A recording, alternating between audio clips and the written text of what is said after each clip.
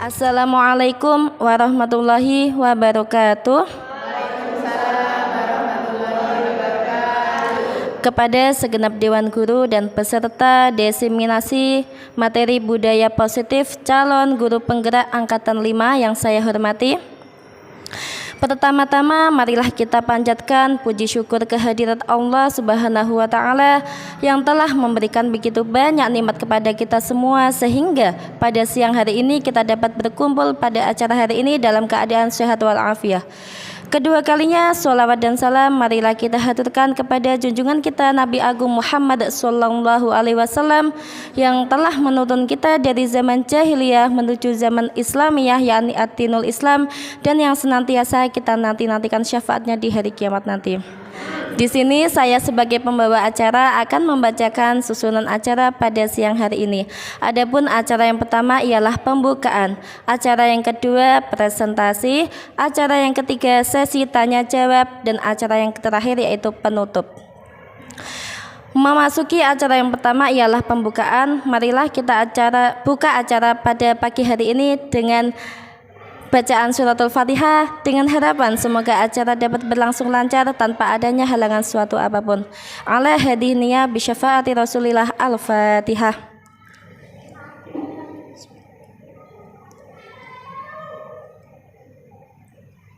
Terima kasih. Melanjutkan acara yang kedua ialah presentasi tentang materi budaya positif calon guru penggerak Angkatan 5 yang akan disampaikan oleh beliau Ibu Sri Minu Iswati SPD. Kepada Ibu Sri Minu Iswati SPD saya persilahkan.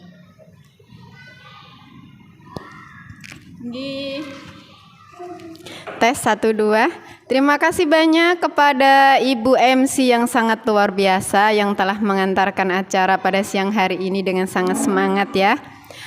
Boleh tepuk tangannya untuk MC-nya ya ibu-ibu semua ya.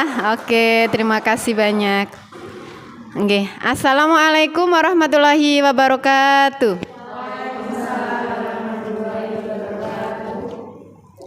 Ibu guru hebat semuanya, salam bahagia untuk kita semua. Apa kabar hari ini? Alhamdulillah. Bersemangat, luar biasa. Allahu Akbar. Yes, oke, iya.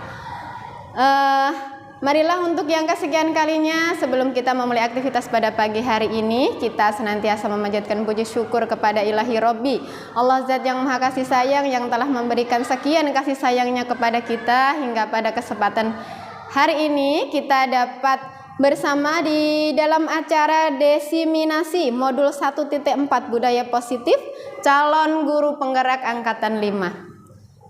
Kami juga mengucapkan terima kasih banyak kepada ibu guru hebat semua yang telah bersama untuk bergerak, belajar bersama untuk memajukan pendidikan Indonesia.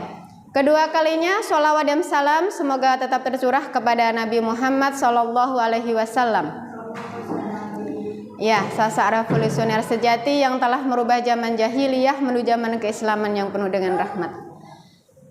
Ibu-ibu semua hari ini sehat semua ya? Alhamdulillah. Ya, apapun aktivitas kita, mari kita selalu bahagia. Oke. Selanjutnya, sebelum saya mengawali presentasi pada kali ini, ucapan terima kasih yang sangat luar biasa untuk ibu guru semua yang telah berkenan untuk bersama-sama kita belajar di sini tentang budaya positif. Nah, sebelum kita memasuki materi tentang budaya positif, ada beberapa pertanyaan pemantik ya untuk ibu guru hebat semua. Nanti saya akan membagikan satu kertas untuk ibu guru semua. Kemudian ibu guru boleh menuliskan jawaban ibu guru semua terkait pertanyaan ini. Kemudian nanti boleh maju ya ibu untuk mengungkapkan jawabannya. Oke? Ya.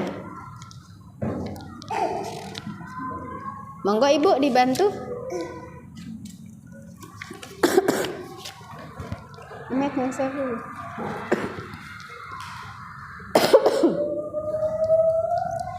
Untuk pertanyaan yang pertama, ya, apakah Anda setuju dengan pernyataan ini? Oh, slide-nya belum mau jalan ya? Sebentar, mohon maaf. Pertanyaan pemantik yang pertama, apakah Anda setuju dengan pernyataan ini? Yang pertama, hukuman dapat mendisiplinkan anak. Apakah Anda setuju? Yang kedua, pemberian hukuman dengan hal positif seperti membaca atau membersihkan halaman sekolah dapat meningkatkan disiplin anak. Yang ketiga, memberi penghargaan dapat meningkatkan motivasi belajar anak, semacam reward ya.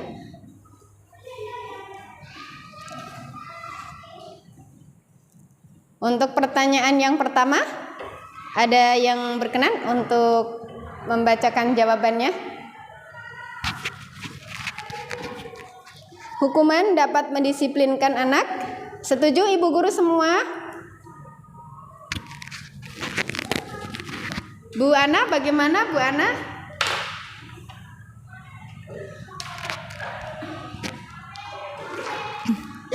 Baik, untuk pertanyaan yang pertama, apakah hukuman dapat mendisiplinkan anak? Menurut saya, ya saya setuju dengan pernyataan itu. Karena dengan mendapat hukuman, anak akan menjadi jera dan tidak berani lagi untuk melakukan atau mengulangi kesalahan tersebut. Kurang lebihnya seperti itu, ya. Oke, super sekali, tepuk tangan Ibu guru semua. Oke, keren ya. Keren sekali ya jawaban dari Bu Ana. Beliau setuju karena dengan hukuman itu agar anak tidak mengulangi kesalahan yang sama. Untuk pertanyaan yang kedua, oleh Bu Elvi, silahkan. Oke, oh ya, Bu Lita bagaimana? Dengan satu kata aja ya, pemberian hukuman dengan hal positif seperti membaca, membersihkan halaman, bisa mendisiplinkan anak, setuju? Setuju. Oke, setuju. Kemudian yang selanjutnya, memberi penghargaan dapat meningkatkan motivasi belajar anak. Reward. Setuju. Setuju? Setuju. Oke, kita sebagian 100% setuju ya Ibu ya. Poin ketiga, reward adalah mode efektif untuk mendisiplinkan anak. Oke. Ini untuk pertanyaan pemantik bagi kita semua. Mari kita saksikan apakah benar bahwa menghukum kemudian memberikan penghargaan atau reward itu menjadi hal yang efektif untuk mendisiplinkan anak atau menjadikan budaya positif di sekolah kita. Kali ini kita akan belajar tentang disiplin positif dan nilai-nilai kebajikan universal. Yang kedua, teori motivasi, hukuman dan penghargaan serta restitusi. Yang ketiga, keyakinan kelas. Yang keempat, kebutuhan dasar manusia dan dunia berkualitas. Yang kelima, posisi kontrol. Yang keenam adalah restitusi atau segitiga restitusi. Oke, kita masuk pada poin disiplin positif dan nilai-nilai kebajikan universal ya Ibu semua. Nah, ini adalah teori kontrol yang dikemukakan oleh Dr. William Glasser. Apa itu disiplin positif ya? Dibagi menjadi 4 bagian. Anda tidak bisa mengontrol orang lain, hanya Anda yang bisa mengontrol diri Anda. Jadi, kita tidak bisa mengontrol orang lain, yang bisa kita kontrol adalah diri kita sendiri. Yang kedua, semua perilaku memiliki tujuan. Seperti itu.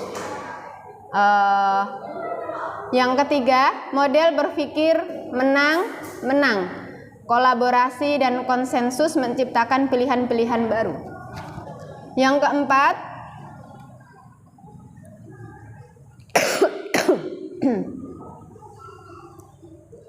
realitas kebutuhan kita berbeda. Kita berusaha memahami pandangan orang lain tentang dunia. Setiap orang memiliki gambaran berbeda. Nah, ini makna kata disiplin, belajar kontrol diri dengan menggali potensi kita agar tercapai tujuan mulia, yaitu sesuatu menjadi seseorang yang kita inginkan berdasarkan nilai-nilai yang kita hargai. Selanjutnya, semua perilaku memiliki tujuan. Itu ada teori motivasi kenapa seseorang itu melakukan sesuatu atau tindakan.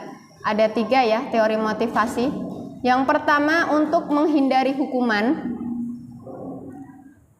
Yang kedua untuk mendapat imbalan.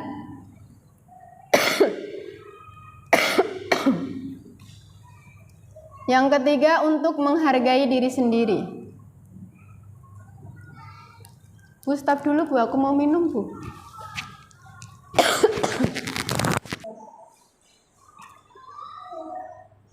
Kami lanjutkan untuk teori motivasi ya, seseorang melakukan tindakan dikarenakan 3 hal untuk menghindari hukuman.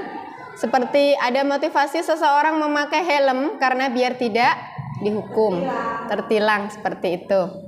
Yang kedua, untuk mendapatkan imbalan. Yang ketiga, untuk menghargai diri sendiri. Nah, poin ketiga ini sesuai dengan nilai-nilai kebajikan universal yang bisa dituangkan dalam keyakinan kelas kalau di dunia pendidikan. Yang selanjutnya adalah 5 posisi kontrol. Jadi ada 5 model tipe ya seseorang dalam menghadapi atau untuk mewujudkan disiplin positif. Yang pertama itu adalah posisi penghukum. Yang kedua, pembuat rasa bersalah. Yang ketiga, posisi teman. Yang keempat, pemantau. Yang kelima, manajer. Dari kelima posisi kontrol ini, manakah yang paling efektif? Yang paling efektif adalah posisi manajer.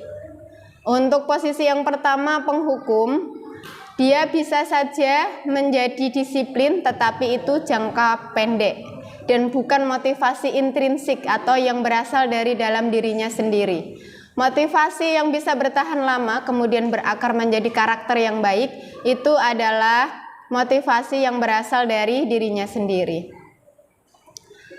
Kemudian yang kedua, pembuat rasa bersalah, itu seseorang yang memposisikan orang yang bersalah itu nanti dia dibuat mempunyai rasa bersalah, dan ini untuk anak-anak bisa menjadi trauma ya, seperti itu.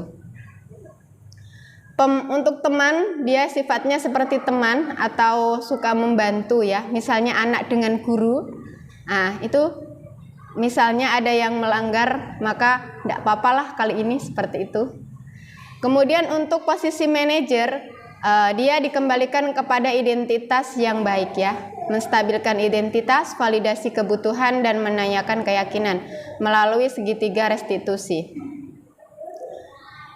Nah, kemudian seseorang melakukan tindakan ya, itu juga didasarkan pada 5 kebutuhan dasar manusia, yaitu dia mempunyai kebutuhan atas penguasaan, kasih sayang dan rasa diterima, kesenangan dan kebebasan. Apakah makna disiplin? Nah,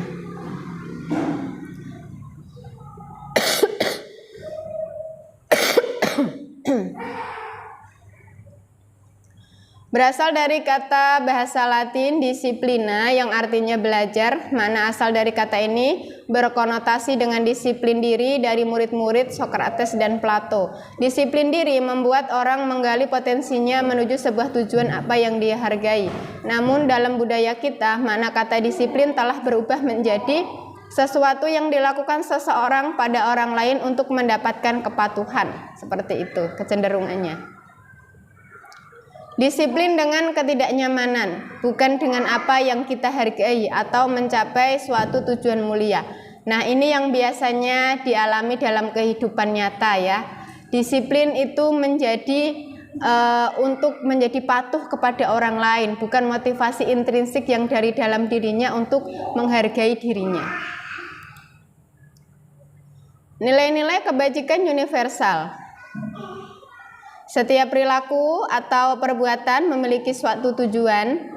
Dengan mengaitkan nilai-nilai kebajikan yang diyakini seseorang, maka motivasi intrinsiknya akan terbangun, sehingga menggerakkan motivasi dari dalam untuk dapat mencapai tujuan mulia yang diinginkan.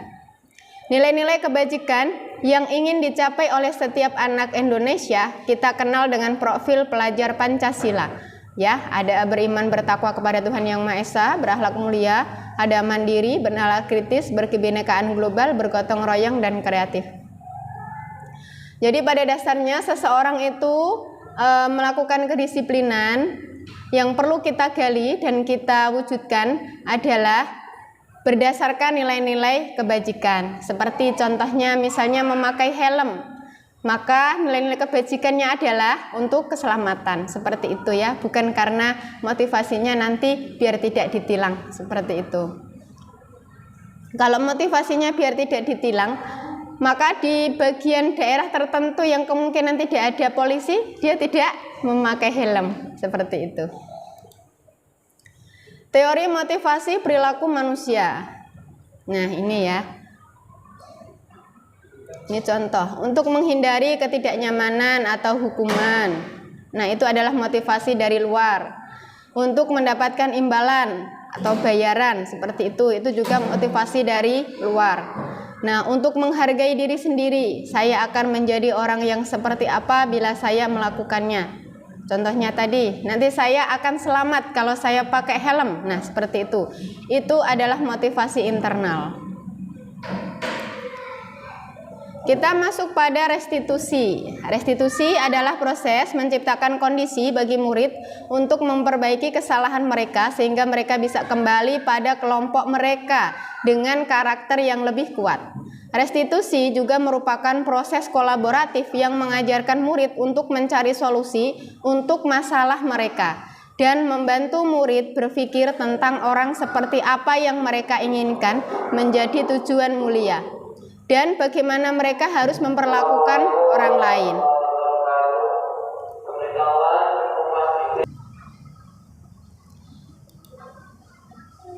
Ciri-ciri restitusi. Nah, ini nanti yang kita pakai ya, pakainya solusi restitusi. Yang pertama, bukan untuk menebus kesalahan, namun untuk belajar dari kesalahan. Yang kedua, memperbaiki hubungan. Yang ketiga, tawaran, bukan paksaan. 4. Restitusi menuntun untuk melihat ke dalam diri. 5. Restitusi mencari kebutuhan dasar yang mendasari tindakan. Yang keenam, restitusi diri adalah cara yang paling baik. Yang ketujuh, restitusi fokus pada karakter, bukan tindakan. Yang kedelapan, restitusi fokus pada solusi, ya. Yang kesembilan, restitusi mengembalikan murid yang berbuat salah pada kelompoknya. Nah, ini keyakinan kelas. Masuk ke keyakinan kelas. Mengapa tidak peraturan saja? Mengapa harus keyakinan kelas? Untuk mendukung motivasi intrinsik, kembali ke nilai-nilai atau keyakinan-keyakinan lebih menggerakkan seseorang dibandingkan mengikuti serangkaian peraturan-peraturan. Peraturan itu biasanya dibuat oleh sekelompok orang, bukan berdasarkan kesepakatan bersama. Seperti itu ya. Contohnya, tata tertib di sekolah kita. Nah, kita perlu meninjau kembali apakah tata tertib itu atas kesepakatan bersama murid atau dari satu pihak saja, dari sekolah saja, seperti itu. Nah, itulah pentingnya kenapa harus keyakinan kelas. Kalau keyakinan kelas kita bentuk berdasarkan kesepakatan antara guru dan murid. Jadi murid pun menerima atas kesepakatan bersama dengan gurunya, seperti itu. Nah, ini ternyata bisa menjadi motivasi intrinsik yang bisa mengoptimalkan seorang murid itu melaksanakan keyakinan kelas yang sudah disepakati bersama, karena itu terbentuk atas komitmen bersama. Budaya positif bisa dibangun yang pertama melalui peraturan kelas atau ya peraturan yang ada di kelas, kemudian keyakinan kelas atas kesepakatan bersama. Yang selanjutnya adalah lingkungan positif. Dari keyakinan kelas itu nanti akan terbentuk lingkungan positif. Nah, ketika sudah ada lingkungan positif yang terbentuk, itu akan menjadi budaya, ya, budaya sepanjang masa. Nah, ini yang mana yang merupakan keyakinan kelas, yang TK Dharma Wanita Persatuan atau yang kesepakatan kelas yang ini. Nah, Yang merupakan kesepakatan kelas adalah yang ada 3 poin ya, A, B, C itu. Kami guru dan murid yang saling menyayangi. Kami murid yang semangat belajar. Kami murid yang peduli dengan teman-teman.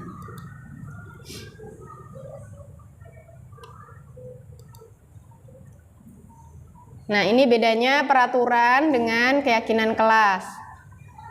Redaksinya selalu kembalikan buku ke tempatnya. Nah, itu keyakinan kelas adalah tanggung jawab. Dilarang mengganggu orang lain. Maka keyakinan kelas yang terbentuk adalah menghormati orang lain. Hadir di sekolah 15 menit sebelum pembelajaran dimulai. Keyakinan kelasnya adalah menghormati orang lain, berkomitmen. Dilarang melakukan kekerasan. Keselamatan, menghormati orang lain untuk keyakinan kelasnya. Dilarang menggunakan narkoba. Nah, keyakinan kelasnya adalah untuk kesehatan.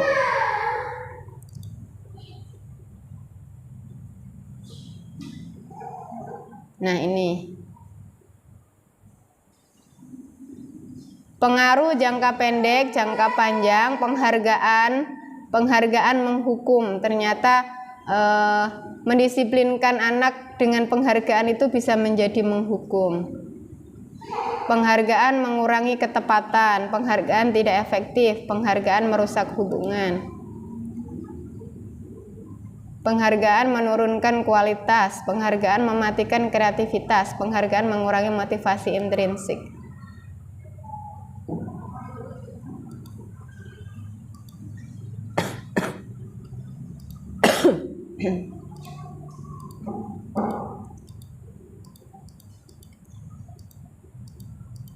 Ini perbedaan hukuman dan konsekuensi. Mencatat 100 kali di dalam buku kalimat saya tidak akan terlambat lagi karena terlambat ke sekolah, itu termasuk hukuman. Kemudian mengganti kertas tugas teman yang telah dicoret-coret. Nah, ini misalnya ada kasus, ada anak yang mencoret buku temannya, maka itu adalah sebuah pelanggaran, tidak boleh ya, karena akan ada yang dirugikan. Nah, apakah yang tepat? Nah, yang tepat itu adalah mengganti kertas temannya. Itu menjadi sebuah solusi. Seperti itu. Membersihkan tumpahan air di meja tulis karena tersenggol pada saat belajar. Nah, itu ya. Itu juga sebuah solusi. Murid disuruh untuk tidak mengenakan sepatu seharian di sekolah. Nah, itu termasuk hukuman karena bukan sebuah solusi, tapi itu bisa menjadi pengalaman buruk untuk anak karena dia merasa malu.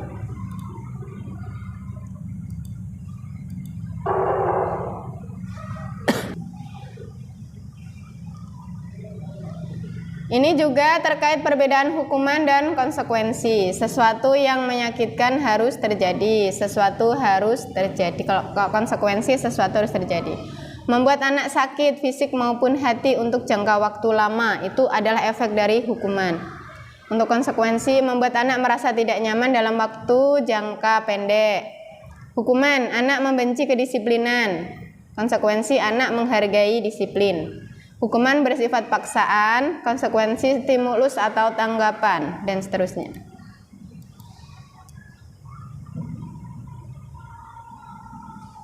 Menjadi seorang yang penghukum atau hukuman itu akan menjadikan anak gagal dalam identitasnya.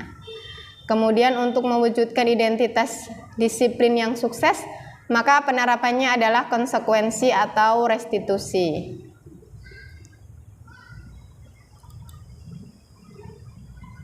Kebutuhan dasar manusia dan dunia berkualitas. Nah, ini kebutuhan dasar manusia. Ada penguasaan, kebebasan, kesenangan, kasih sayang, dan rasa diterima. 5. Posisi kontrol. Nah, ini adalah tipe-tipe seseorang dalam mewujudkan kedisiplinan. Yang pertama, posisi penghukum. Kalimatnya menghardik, menunjuk-nunjuk, menyakiti, menyindir, Contoh ini ya, kalau kamu tidak melakukannya, awas ya, rasakan, seperti itu. Kemudian ini adalah posisi guru sebagai pembuat orang merasa bersalah. Berceramah dan mengatakan, seharusnya kamu itu yang solih, yang pinter. Ibu kecewa sekali. Suaranya rendah dan sangat membuat orang menjadi merasa bersalah, seperti itu. Ini ya contoh kalimat yang diucapkan di bawahnya. Kamu seharusnya, kamu sudah tahu, ibu lelah sekali mengatakannya, ibu stres, seperti itu ya. Kemudian ada posisi teman, membuat alasan-alasan untuk muridnya. Contoh ini, ayolah lakukan demi ibu. Masa kamu tidak mau? Ingat tidak, ibu pernah bantu kamu loh. Seperti itu. Kemudian untuk posisi pemantau, menghitung dan mengukur apa peraturannya, semacam menstabilkan ya. Ini posisi yang cukup baik, pemantau atau manajer. Yang terakhir adalah identitas berhasil dipakai pada posisi kontrol manajer, mengajukan pertanyaan-pertanyaan. Misalnya, apa yang kita yakini ya, itu kembali kepada keyakinan kelas yang sudah dibentuk bersama. Apa yang bisa kau kerjakan untuk memperbaiki masalah ini, seperti itu.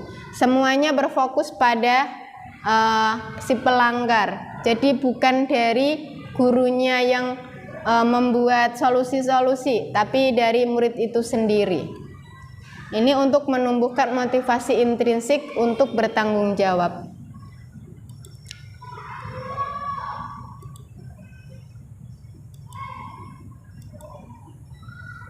Nah, ini adalah contoh-contoh.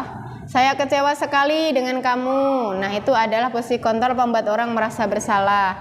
Kamu tidak pernah benar melakukannya. Nah, itu penghukum. Ayolah lakukan demi ibu, bapak. Nah, itu posisi kontrol teman. Apakah kamu mendapatkan stiker bintang hari ini? Itu pemantau. Bagaimana kamu bisa menyelesaikan masalah ini? Nah, itu adalah posisi manajer. Posisi manajer itu adalah untuk memberikan solusi dan mengembalikan identitas anak kepada identitas yang baik.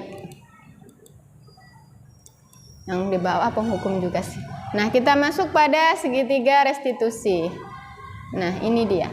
Bagaimana langkah-langkah dalam penerapan segitiga restitusi? Yang pertama adalah menanyakan keyakinan. Ini berhubungan dengan keyakinan kelas yang sudah dibentuk. Yang kedua, menstabilkan identitas. Yang ketiga, memvalidasi kebutuhan.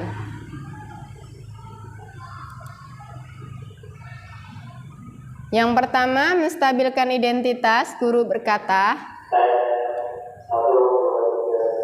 rame tuh. Ini adalah cara untuk menstabilkan identitas ya pada segitiga restitusi.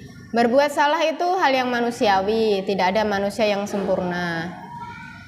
Bapak Ibu juga pernah berbuat salah. Kita pasti bisa menyelesaikan permasalahan ini. Ini adalah langkah awal kita untuk menstabilkan identitas anak sebelum kita masuk ke bagian yang lain. Yang selanjutnya, validasi kebutuhan. Membantu siswa mengenali basic atau kebutuhan yang ingin dipenuhi ketika melakukan kesalahan. Pada dasarnya setiap tindakan manusia tujuannya adalah memenuhi kebutuhan dasar. Ya, seperti tadi, kekuatan, kebebasan, kasih sayang. Guru berkata, kamu bisa saja melakukan hal yang lebih buruk, tapi kamu tidak melakukannya kan? Kamu pasti punya alasan mengapa melakukannya. Apa yang penting bagi kamu, dan seterusnya. Yang terakhir, menanyakan keyakinan.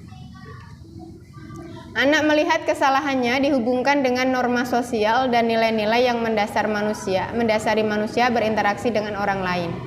Guru berkata, apa nilai yang kita percaya di kelas atau sekolah kita? Nah, ini menanyakan keyakinan kelas. Nilai-nilai universal apa yang telah kita sepakati, nilai-nilai positif. Kelas yang ideal seperti apa yang kamu inginkan? Seperti itu.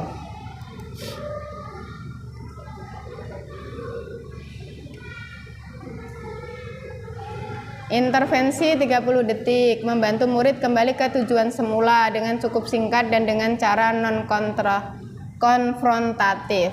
Apakah kamu ingin berbuat lebih baik? Apakah saat ini kamu sedang menjadi orang yang sedang kamu inginkan? Nah, seperti itu ya, untuk mengembalikan identitas. Oke, Bapak, Ibu guru semua, ini adalah contoh penerapan kesepakatan kelas yang sudah saya lakukan di kelas saya. Jadi saya mengajak murid-murid saya untuk mewujudkan ya kelas impian seperti apa yang kita inginkan di kelas kita. Kemudian kita tuangkan pada kesepakatan kelas. Waktu itu terbentuk beberapa kesepakatan kelas, diantaranya datang sekolah tepat waktu, minta izin ketika keluar kelas, berbicara bergantian. Seperti itu.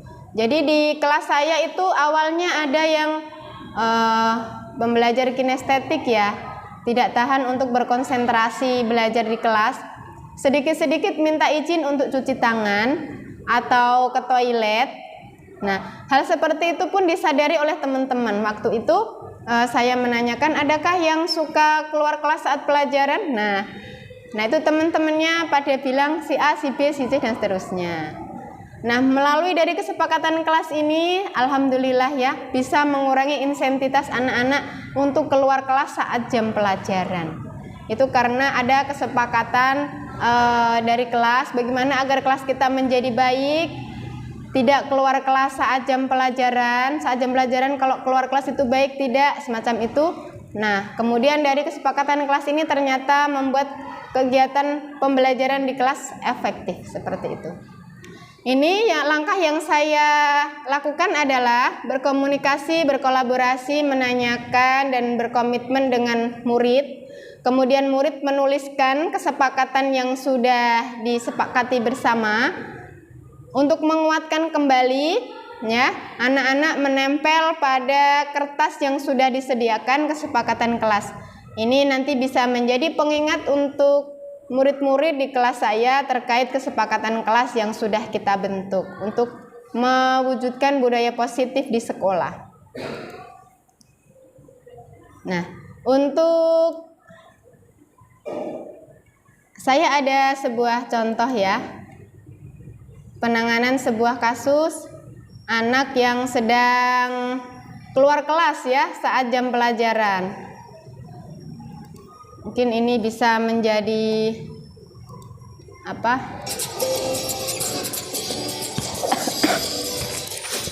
bermanfaat untuk ibu guru semua.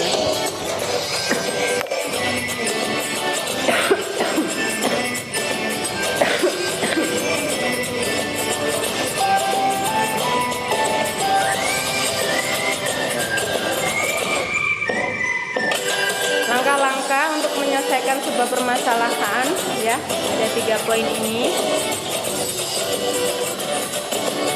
Kasusnya adalah yang pertama, siswa membolos tidak mengikuti pelajaran matematika. Yang kedua, mencoret-coret buku pelajarannya, itu kasusnya.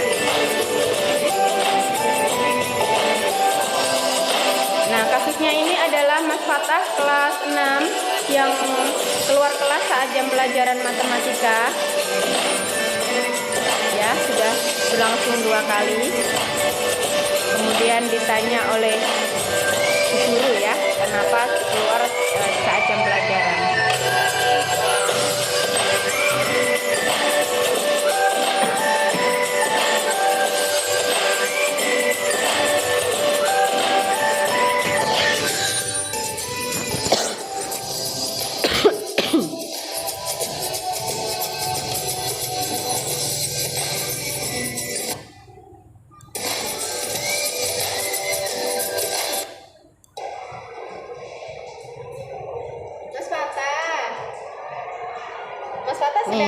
Ini adalah Mas Fatah keluar kelas saat jam pelajaran matematika.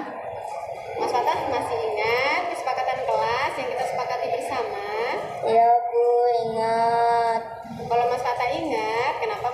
ada di sini. Maka tidak bisa memahami pelajaranku, soal yang diberikan Pak Ferry Ya. sulit. Ternyata alasan dia keluar kelas adalah dia tidak bisa menyelesaikan soal matematika. Tidak mudah untuk mengerjakan soal-soal matematika. Ini berusaha untuk menstabilkan kondisi ya, menstabilkan kondisi. Mengerjakan soal-soal matematika.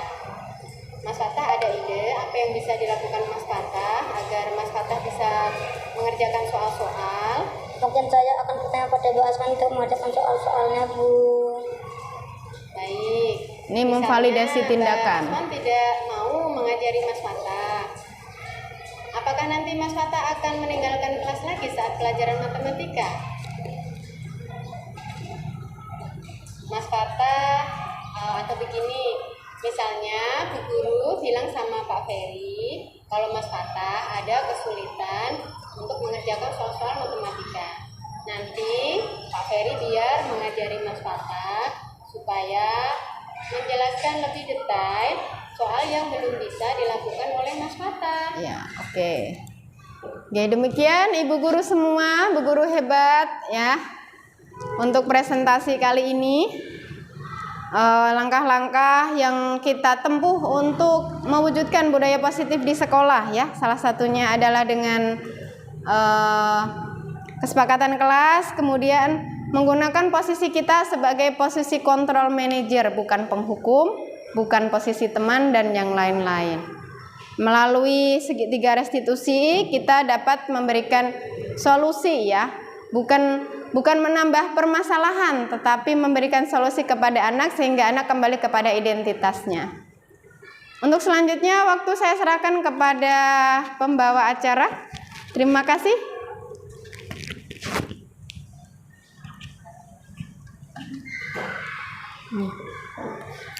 Terima kasih kepada Ibu Sri Minu Iswati SPD. Acara yang selanjutnya yang ketiga yaitu sesi tanya jawab. Di sini akan saya buka 2 penanya. Kepada para peserta yang mau bertanya, saya persilahkan. Oh iya, silahkan Bu Galuh.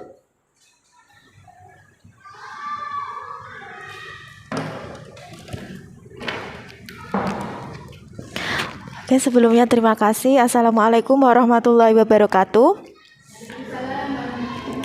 Perkenalkan, nama saya Bu Galuh. Saya ingin bertanya, bagaimana langkah-langkah penerapan segitiga restitusi? Demikian, terima kasih.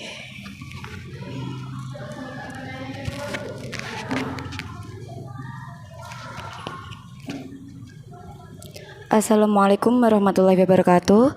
Nama saya Bu Siti. Bagaimana langkah untuk menanamkan budaya positif di sekolah? Terima kasih.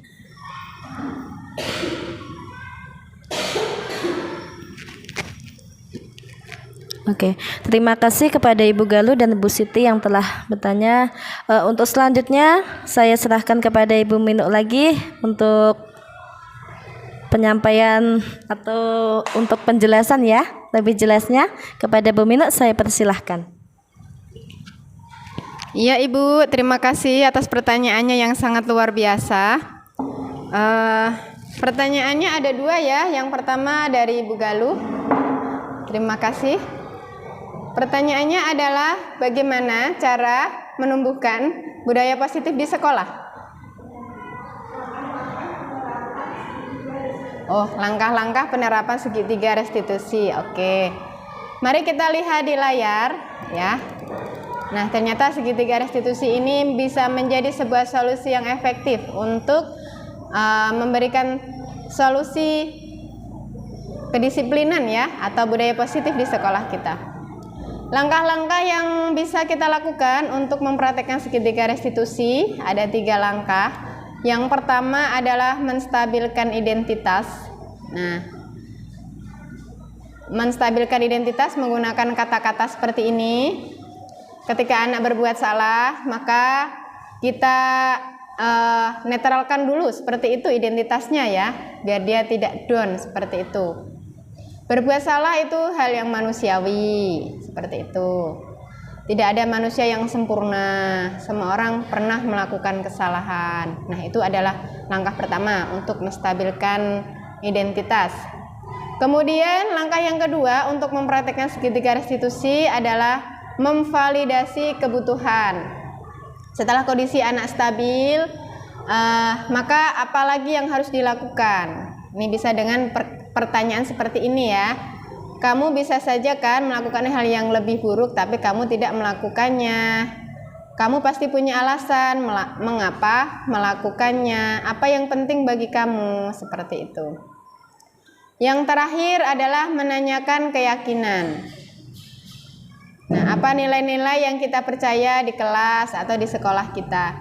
Nah, untuk merujuk pada kasus yang pernah saya hadapi, kasus Mas Fatah yang keluar dari jam pelajaran matematika, mungkin bisa saja kalau kita menggunakan posisi kontrol penghukum, dia adalah posisinya salah seperti itu.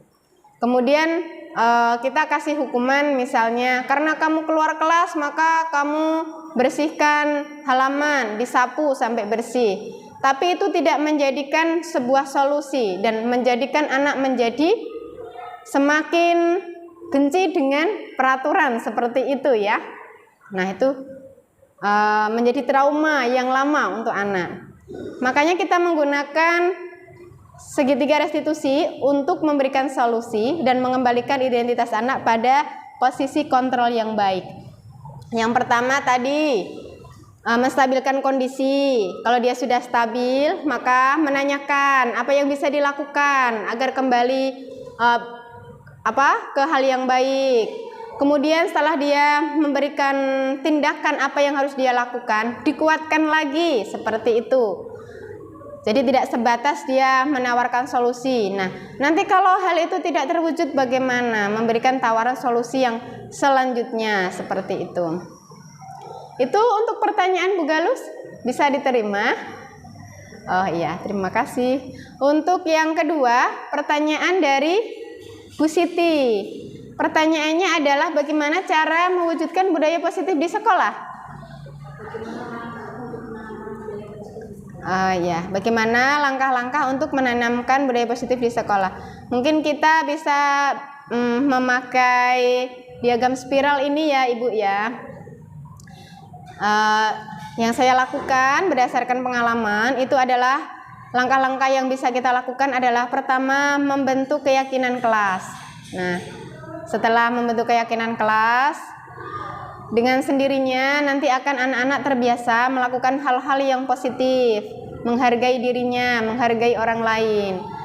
Setelah itu, ketika sudah terbiasa dengan lingkungan yang baik, nah nanti akan tercipta di sekolah kita itu budaya positif atau karakter yang baik pada anak.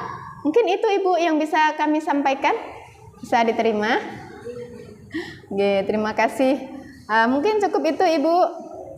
Untuk kalimat terakhir yang saya sampaikan untuk Ibu guru hebat semuanya, mari kita tanamkan budaya positif di sekolah kita dengan menghilangkan posisi kontrol penghukum, posisi kontrol teman, kemudian menghindari juga semacam memberi imbalan ya, karena hal-hal semacam itu ternyata tidak menjadikan solusi yang panjang dalam jangka panjang ya.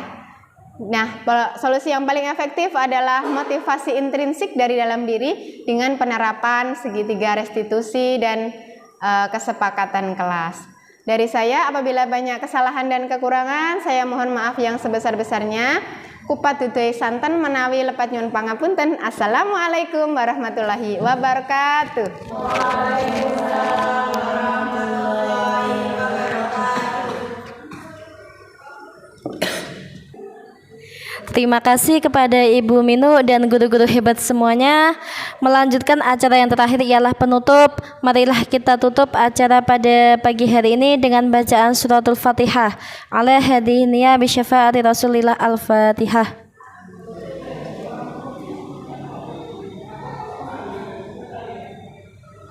Oke, terima kasih semuanya. Sekian dari kami. Apabila ada salah-salah kata dari segi pengucapan maupun perbuatan, tolong mohon dimaafkan. Oke, assalamualaikum warahmatullahi wabarakatuh.